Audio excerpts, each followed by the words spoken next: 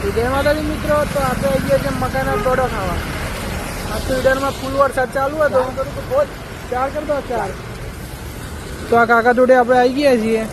જો મસ્ત મજાનો શેકો છે. જેને જે ઈડરમાં ખાવો હોય કાકા જોડે આવી જાઓ. તો આપણે તો પેક કરાવવા હાલી દીધા છે. પેક થઈ જાય એટલે લઈને ઘેર જઈને શાંતિથી ખાઈએ. હમણાં હાલ શેકાઈ જાય.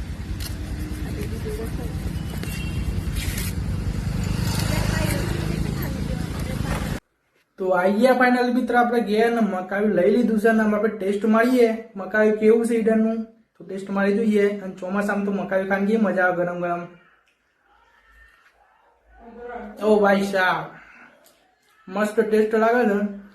અને મેં તો આજ મકાઈ ખાઈ ઈડરમાં. તમે એવું કર્યું આજ ઘેર લઈને કમેન્ટ જરૂરથી કરજો. તો મળીએ આવવાના બ્લોગમાં.